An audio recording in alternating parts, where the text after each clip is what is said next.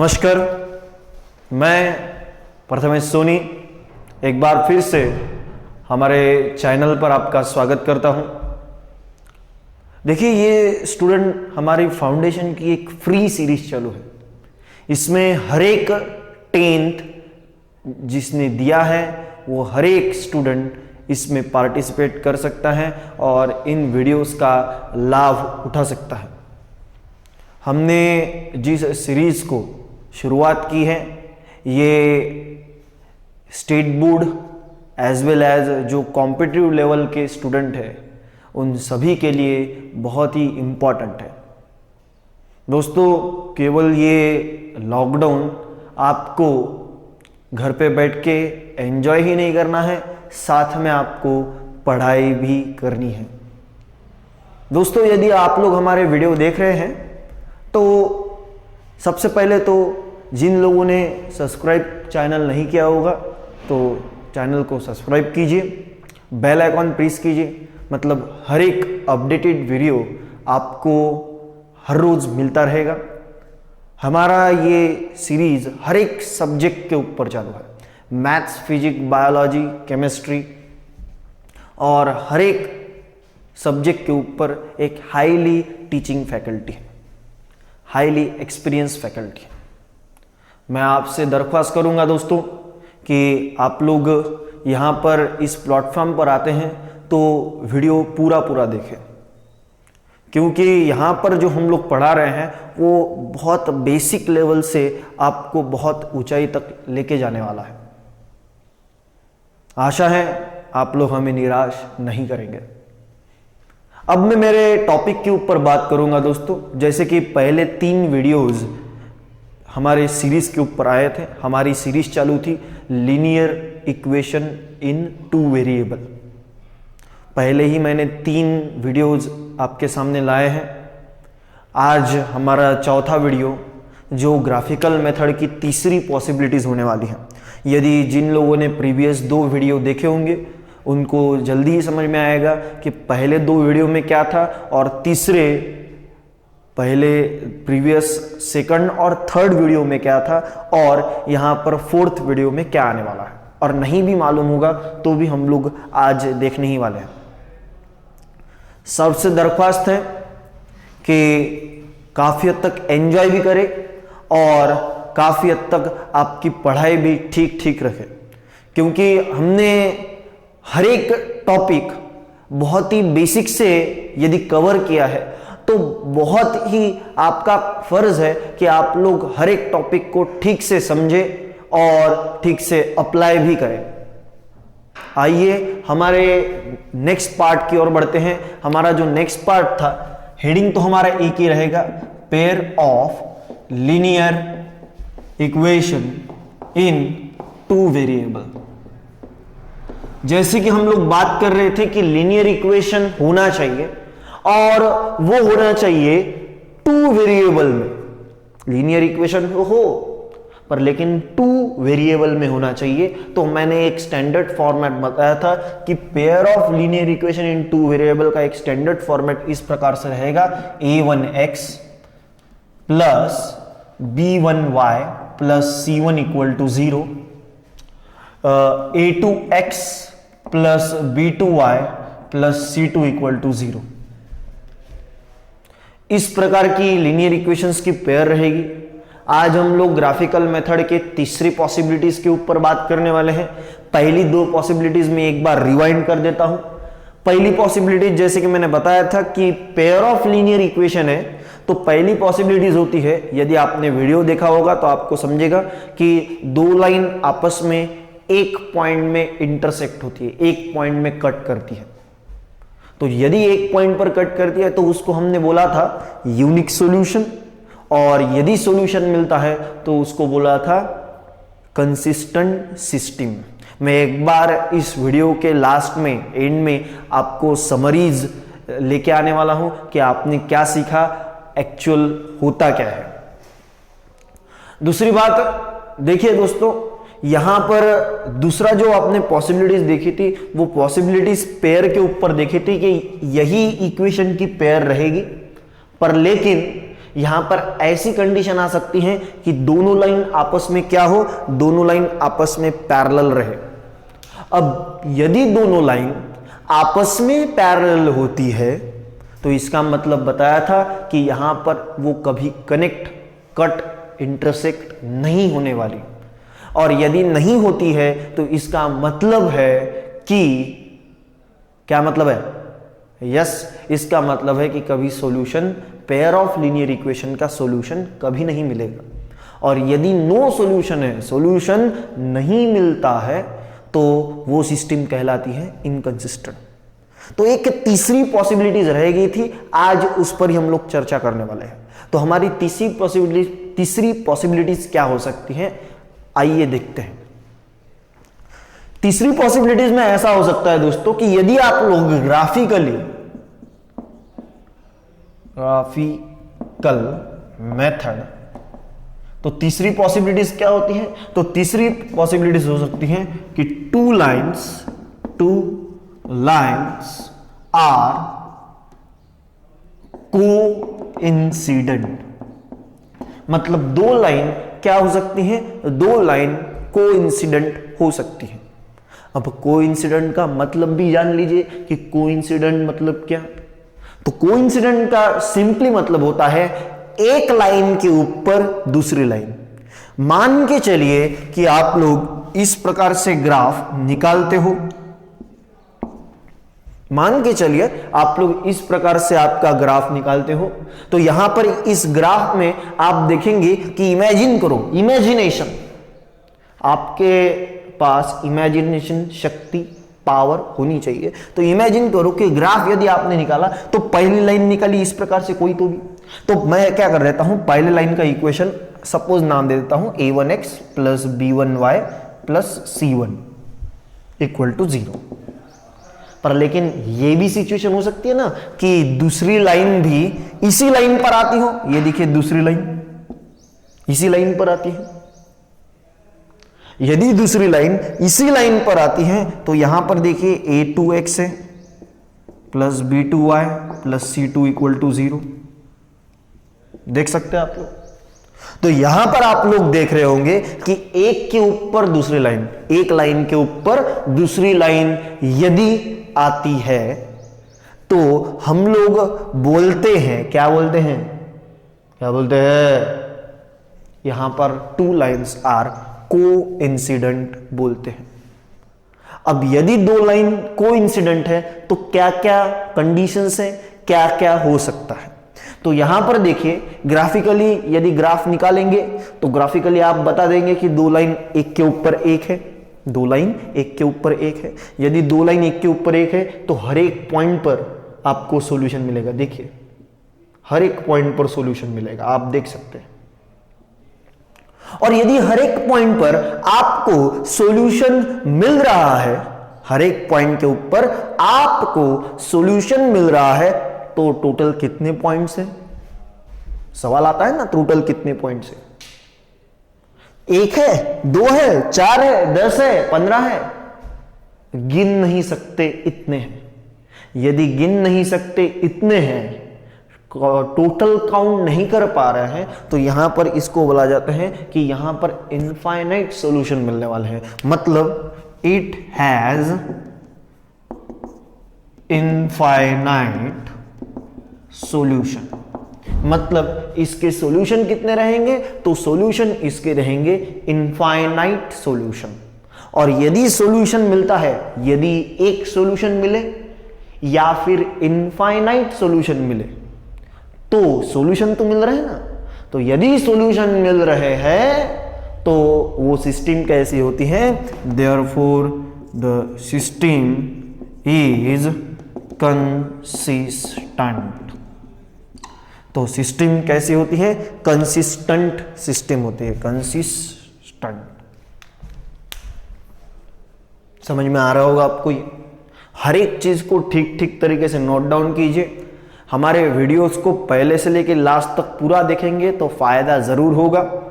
यहां पर देखिए आप लोग देख रहे हैं कि अभी मैंने जो बताया ये केवल इंट्रोडक्शन पॉसिबिलिटीज 3 का केवल मैंने इंट्रोडक्शन पार्ट बताया, पर लेकिन कुछ स्टूडेंट का सवाल होता है, सर हमने ग्राफ नहीं निकाला। तो सर हमने यदि ग्राफ नहीं निकाला और विदाउट ग्राफ निकालते हुए भी हमें समझना है कि ये pair of linear equation coincident है, तो फिर कौन सी कंडिशन है? याचाच अर्थ सांगतो मराठीत की जर तुम्ही म्हटलं की सर आम्हाला ग्राफ नाही काढायचा, आम्हाला डायरेक्ट समजायचं आहे की हे दोन पेयर लिनियर इक्वेशनचे दोन पेयर हे एकावर एक म्हणजे कोइन्सिडेंट कसे आहे, एक दूसरी कंडीशन क्या है? तो जैसे कि मैंने बोला था कि कोइफिशिएंट के रेशो को कंपेयर करते हैं, तो इथे कंडिशन असते कोणती कंडिशन असते? जर तुम्हाला ग्राफ काढायची नहीं है, यदि आपको ग्राफ निकालना नहीं है, तो यहां पर हम लोग एक काम कर सकते हैं, रेशोज को आइडेंटिफाई करो और क्या सिचुएशन है वो देखो। तो यदि दो लाइन आपस में कोइंसिडेंट होती है तो यहां पर कंडीशन क्या बनेगी? तो यहां पर कंडीशन होती है कि x के कोएफिशिएंट के रेशियो, तो देखिए यहां पर a1/a2 ये इक्वल होने चाहिए। किसकी इक्वल होने चाहिए? y के कोएफिशिएंट देखिए b1/b2। कहने का मतलब मैंने क्या बोले, x के कोएफिशिएंट के रेशियो ये इक्वल होने चाहिए y के कोएफिशिएंट के इक्वल, y के कोएफिशिएंट के रेशियो के इक्वल। और इसमें और एक कंडीशन है, क्या होनी चाहिए? जैसे कि वहां पर हमने पैरेलल में देखा था कि कांस्टेंट कोएफिशिएंट नॉट इक्वल, यहां पर कांस्टेंट भी कोएफिशिएंट क्या होते हैं? कांस्टेंट कोएफिशिएंट भी इक्वल होते हैं स्टूडेंट। तो आप देख सकते हैं कि यदि a1/a2 is equal to b1/b2 is equal to c1/c2 इस कंडीशन को फॉलो कर रहा है equation, pair of linear equation इस कंडीशन को फॉलो कर रहा है, तो वो दो लाइन आपस में कैसी होती है? कोइंसिडेंट होती है, और कोइंसिडेंट रहेगी तो इट हैज फाइनाइट सॉल्यूशन, और सिस्टम कैसे रहेगी? सिस्टम रहेगी कंसिस्टेंट। तो आइए इसके ऊपर एक प्रॉब्लम भी हम लोग देख रहे हैं, प्रॉब्लम भी देख लेते हैं। एक प्रॉब्लम मैं बताऊंगा, एक प्रॉब्लम होमवर्क के लिए दूंगा, और जल्दी से मैं समराइज करूंगा इस ग्राफिकल मेथड को। तो यहां पर आप लोगों को काफी हद तक मजा आ रहा होगा, पर लेकिन यहां पर मेन बात यह है कि आप लोगों को ठीक ठीक समझना और सॉल्व करना बहुत इंपॉर्टेंट हो जाता है। यहां पर देखिए हम लोग कैसे सॉल्व करेंगे।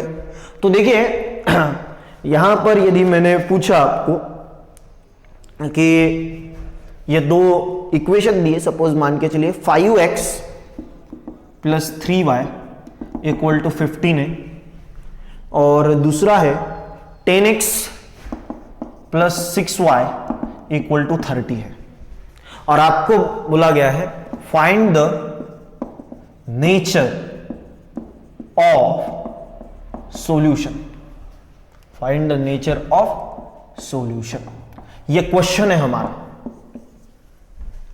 यदि इस प्रकार से आपको क्वेश्चन मिलता है, देख रहे हैं सब लोग कि दो इक्वेशन दिए हैं, ये दोनों इक्वेशन लीनियर इक्वेशन की पेयर है, और आपको बोला गया है find the nature of solution.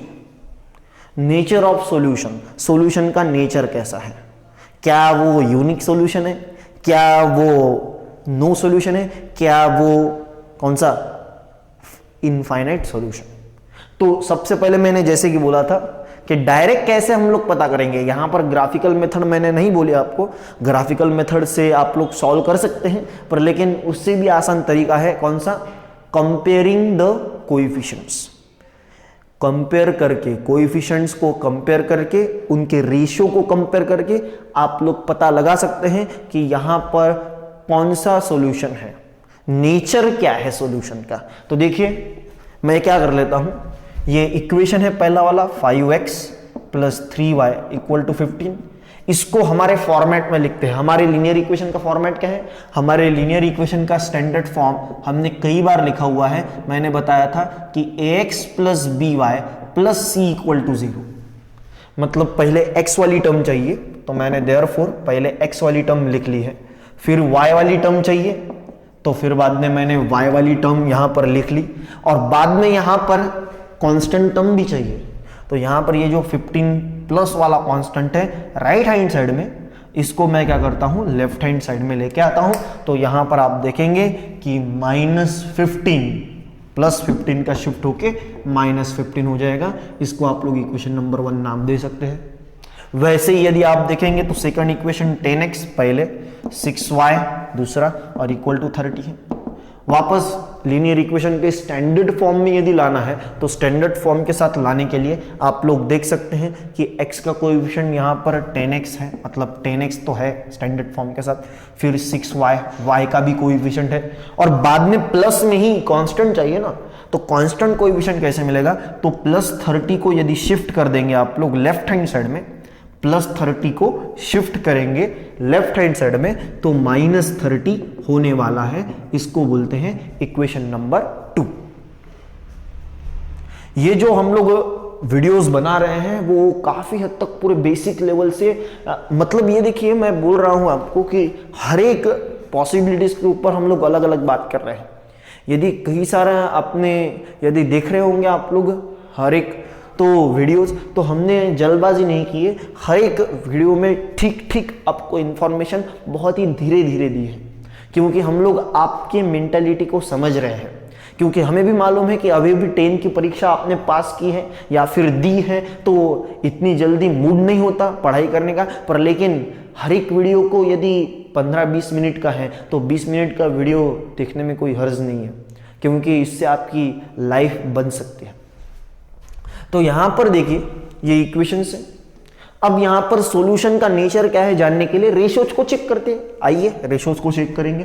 तो पहले देखिए a1/a2, जैसे कि हमारा standard form a1x + b1y + c1 = 0, a2x + b2y + c2 = 0 already है, देख रहे हैं आप लोग।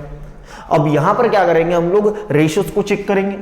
तो यहां पर रेशियोज को चेक करने के लिए पहले दो रेशियोज को चेक करेंगे। x के कोएफिशिएंट का रेशियो देखिए 5/10 है इक्वल टू, फिर y के कोएफिशिएंट का रेशियो, y के कोएफिशिएंट यहाँ पर 3 है, यहाँ पर y का कोएफिशिएंट 6 है, तो 3/6 हो गया।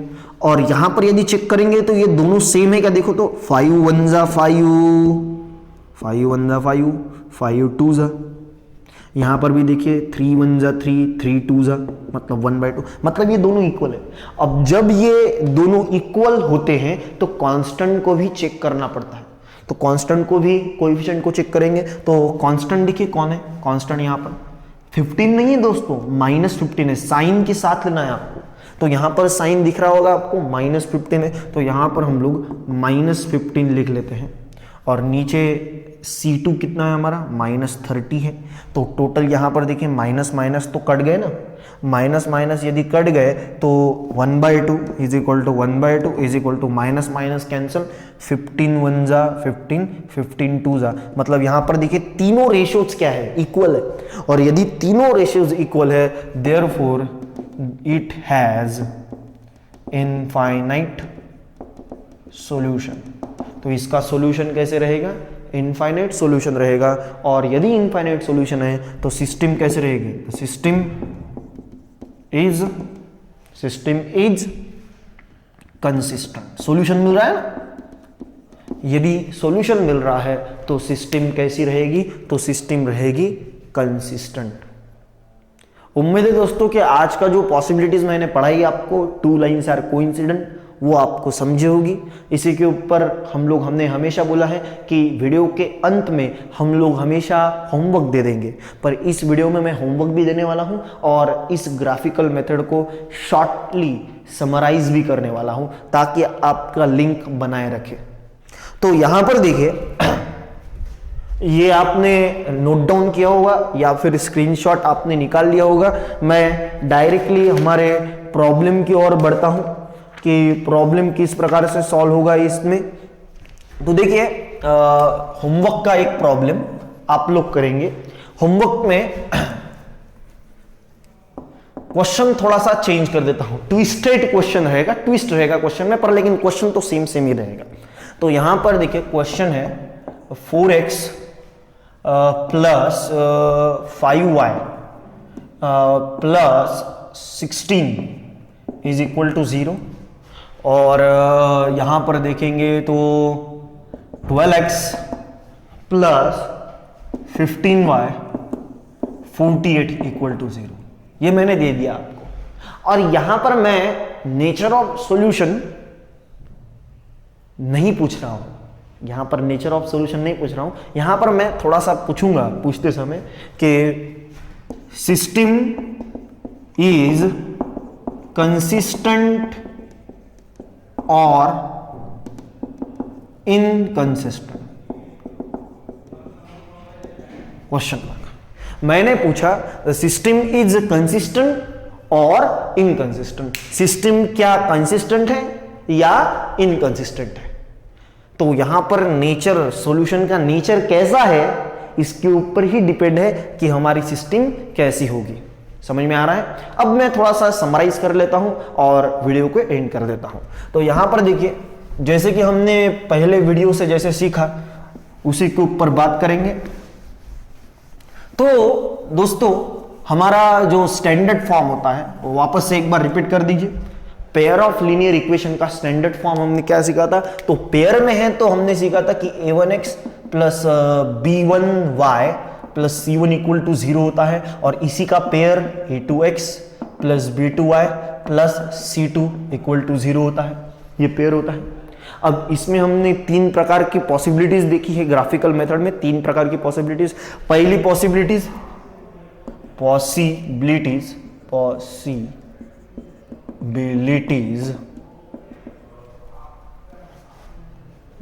Of pair of linear equation, possibilities of pair of linear equation in two variable तो है, क्योंकि दो वेरिएबल के ऊपर ही हम लोग बात कर रहे हैं।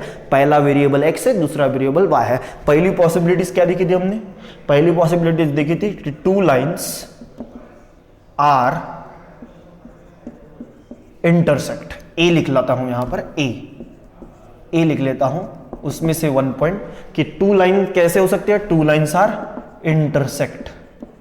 ग्राफिकली यदि देखेंगे तो इस प्रकार से ग्राफ आएगा और यहां पर इस प्रकार से ग्राफ आएगा। ऐसे हो सकता है एक लाइन पर कट करती हो, और यदि एक लाइन पर यदि कट करती है तो हमने बोला था दूसरा पॉइंट क्या, यदि टू लाइन इंटरसेक्ट है तो एक पॉइंट पर कट कर रही है, और यदि एक पॉइंट के ऊपर कट कर रही है तो हम लोग बोल सकते हैं, क्या बोल सकते हैं यहां पर हम लोग बोल सकते हैं इट हैज यूनिक सॉल्यूशन। और यदि सॉल्यूशन यूनिक है तो सिस्टम कैसी है, सिस्टम इज कंसिस्टेंट सिस्टम। यदि सॉल्यूशन मिलता है तो हमने बोला था सिस्टम कैसी है, कंसिस्टेंट। और यदि डायरेक्टली विदाउट ग्राफ यदि डायरेक्टली चेक करना है तो इंटरसेक्टिंग, यदि दो लाइन आपस में इंटरसेक्टिंग है तो क्या कंडीशन होनी चाहिए, तो कंडीशन क्या होनी चाहिए, कंडीशन होनी चाहिए कि a1 अपॉन a2 ये क्या नहीं होना चाहिए, is not equal to b1 upon b2। माने a1 अपॉन a2 ये नॉट इक्वल होना चाहिए b1 अपॉन b2 के। दूसरी कंडीशन क्या देखी थी हमने, बताइए। तो दूसरी कंडीशन हमने देखी थी कि टू लाइंस क्या रहेगी, टू लाइंस आर पैरेलल। दो लाइन कैसी होगी, दो लाइन पैरेलल होगी। पैरेलल का मतलब ग्राफिकली हम लोग जानते हैं कि इस प्रकार से यदि ग्राफ है तो इस प्रकार से दो लाइन हो सकती है, और यदि दो लाइन पैरेलल है तो इसका मतलब क्या है, दो लाइन पैरेलल होगी तो इसका मतलब हम लोग जानते हैं कि दो लाइन पैरेलल का मतलब ये कभी एक दूसरे को कट नहीं करने वाली। तो दूसरा पॉइंट रहेगा इट हैज नो सॉल्यूशन। और जब सॉल्यूशन ही नहीं मिलता तो वो सिस्टम कैसी होती है, the system is inconsistent. System कैसी रहेगी, इनकंसिस्टेंट। इसकी कंडीशन क्या होती है, इसकी कंडीशन क्या सीखी थी, डायरेक्टली विदाउट ग्राफ यदि समझना है तो क्या होना चाहिए कंडीशन में, विदाउट ग्राफ यदि समझना है तो रेशो कैसे होनी चाहिए, देखिए a1 अपॉन a2 ये इक्वल होना चाहिए किसके, b1 अपॉन b2 के। और यदि दोनों इक्वल है तो C1 अपॉन C2 जो है वो क्या होना चाहिए, नॉट इक्वल होना चाहिए। देखिए A1 अपॉन A2 ये इक्वल होना चाहिए B1 अपॉन B2 के, पर लेकिन C1 अपॉन C2 क्या होना चाहिए, नॉट इक्वल होना चाहिए। यदि इस प्रकार की कंडीशन आती है तो हमारा जो टू लाइन्स है वो कैसी होगी, पैरेलल। और तीसरी लास्ट कंडीशन हमने क्या सीखी थी, तीसरी लास्ट कंडीशन हम लोगों ने सीखी थी कि दो लाइन कैसी रहेगी, टू लाइन्स आर कोइंसिडेंट। आज जो सीखा हमने इंसिडेंट चाहिए था, इंसिडेंट। ओके, दो लाइंस आर कोइंसिडेंट। और कोइंसिडेंट यानी क्या होता है, कोइंसिडेंट का मतलब ये ग्राफ यदि निकालते हैं तो एक ग्राफ के ऊपर ही दूसरा ग्राफ, मतलब एक लाइन के ऊपर दूसरी लाइन। ये एक लाइन है और दूसरी लाइन भी यहीं पर है। तो यदि एक लाइन के ऊपर दूसरी लाइन है तो दो लाइन आपस में कोइंसिडेंट होती है। तो यहां पर देख सकते हैं हर एक पॉइंट पर आपको सॉल्यूशन मिल रहा है, तो हम लोग बोलेंगे इट हैज इनफाइनाइट सॉल्यूशन बोलो या फिर मेनी सॉल्यूशन बोलो। तो यहां पर लिख सकते हैं it has infinite solution. Solution तो मिल रहा है ना, एक सॉल्यूशन मिले या फिर इनफाइनाइट सॉल्यूशन मिले, सॉल्यूशन मिल रहे हैं, इसलिए सिस्टम कैसी होती है, सिस्टम इज कंसिस्टेंट सिस्टम। पर बहुत ऐसे स्टूडेंट होते हैं, सर हमें ग्राफ नहीं निकालना है, हमें डायरेक्ट समझना है। तो उनके लिए कंडीशन बताई मैंने कि कंडीशन क्या होगी, हमें क्या कंडीशन चाहिए। तो क्या चेक करेंगे हम लोग कंडीशन में, तो कंडीशन में हम लोग चेक करेंगे कि A1 upon A2, A1 upon A2 ये इक्वल होना चाहिए किसके, B1 अपॉन B2 के। और ये A1 upon A2 is equal to B1 upon B2 ये भी और इक्वल होना चाहिए किसके, C1 अपॉन C2 के। यदि इस प्रकार से नीचे दी गई कंडीशन आती है तो हम लोग डायरेक्टली बोल सकते हैं कि दो लाइन आपस में कैसी है, कोइंसिडेंट है, और इसका सॉल्यूशन इनफाइनाइट रहेगा और सिस्टम कंसिस्टेंट रहेगी। आप देख सकते हैं आपके सामने मैंने तीनों कंडीशन को समराइज किया। जो पहले हमने वीडियो के सीरीज में देखा था वो पूरा इन डिटेल देखा था, अब मैंने आपको समराइज भी कर दिया। इसी के साथ आज का ये जो टॉपिक है यहां पर ही मैं खत्म करता हूं। अगले टॉपिक में हम लोग सॉल्यूशन कैसे निकालते हैं, लीनियर इक्वेशन के सॉल्यूशन कैसे निकालते हैं ये देखने वाले हैं। तब तक के लिए आप लोग ये ठीक ठीक देखें, समझें और होमवर्क भी करें। तब तक के लिए आप लोग को बाय बाय।